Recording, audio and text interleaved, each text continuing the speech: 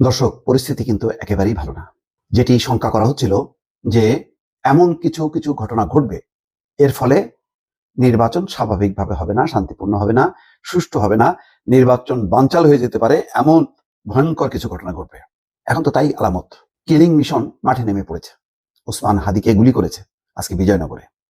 অথচ ঢাকা ৮ আসনে, যেখানে মির্জা আব্বাস প্রধান প্রতিদ্বন্দ্বী, যেখানে জামাতের প্রার্থী আছে, সেখানে ওসমান হাদি শক্ত কোনো প্রতিপক্ষ নয়। তারপরেও কেন ওসমান হাদিকে টার্গেট করা হলো? টার্গেট করা হলো এই কারণে যে একটা পরিস্থিতি সৃষ্টি করা দরকার। যারা চায় না নির্বাচন, যারা নির্বাচন বানচাল করতে চায়, তারা একটা পরিস্থিতি সৃষ্টি করতে চায়, যার ফলে এই ঘটনা। কিছুক্ষণ আগের ঘটনা দর্শক দেখেন। এখন সোশ্যাল মিডিয়াতে যে সমস্ত খবরগুলো দেখেন, একটা পর নির্বাচনী প্রচারণাকালে ঢাকা ৮ আসনের স্বতন্ত্র প্রার্থী ওসমান হাদি বাইকে করে তাকে উদ্দেশ্য করে গুলি ছোড়া হয়েছে বলে জানা গেছে। দেখেন খবরগুলি, দেখেন দেখেন মির্জা আব্বাস যাচ্ছেন দেখতে, দেখছেন? দেখেন, যা দেখাবো সবই একই অবস্থা, একই অবস্থা, একটার পর একটা। দেখেন দর্শক, পুরো পরিস্থিতি কিন্তু পাল্টে গেল, একেবারেই পাল্টে গেল। এবং যে শঙ্কাগুলো করা হচ্ছিল, অনেকে বলে যে গুজব ছড়াবেন না, এইটা করবেন না, সেটা করবেন না, বাট এটা তো বাস্তব। দেখেন, এখনকার যত অনলাইন মিডিয়া দেখবেন, আপনি সোশ্যাল মিডিয়াতে দেখবেন, তাতে মূল বিষয়টাই হচ্ছে ওসমান হাদি। কেন? রিক্সা করে যাচ্ছিল, প্রচারণা শেষে একটা মোটরসাইকেলে ৩ জন আসলো, একজন গুলি করে দিয়ে চলে গেল। এখন ওসমান হাদি ঢাকা মেডিকেলের আইসিইউতে, সংকটাপন্ন অবস্থা। এর মানে হচ্ছে যে ওই যে শুরু থেকে বলছিলাম যে আপনি আইন শৃঙ্খলা পরিস্থিতি ঠিক না করে নির্বাচনে নামলেন, আপনার পুলিশ ঠিক নেই, যারা দুর্বৃত্ত তারা জানে যে এখন পুলিশ কিছুই করবে না, পুলিশ হাত পা গুটিয়ে বসে আছে, পুলিশের সেই সক্ষমতা নেই, পুলিশের যতটুকু সক্ষমতা আছে সেটাও তছনছ করে দেওয়া হচ্ছে লটারির মাধ্যমে।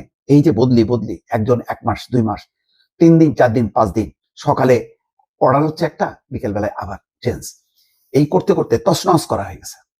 পুলিশের যতটুকু শক্তি ছিল সেই শক্তি নেই।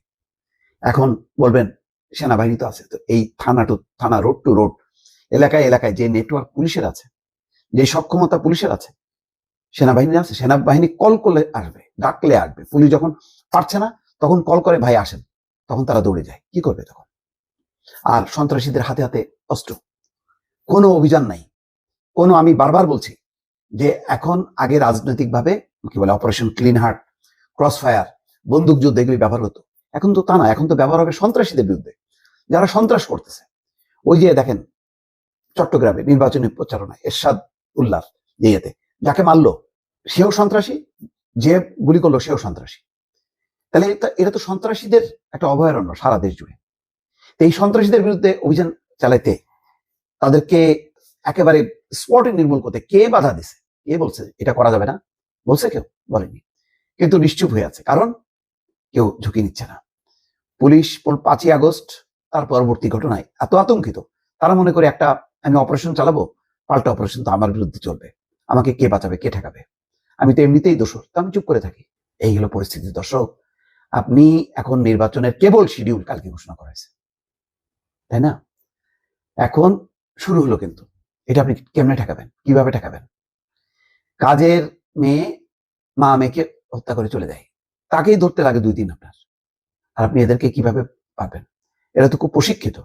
কঠিন একটা বিপদ আসতেছে দর্শক, আমি জানি না শেষ পর্যন্ত কোথায় যে এর শেষ হবে।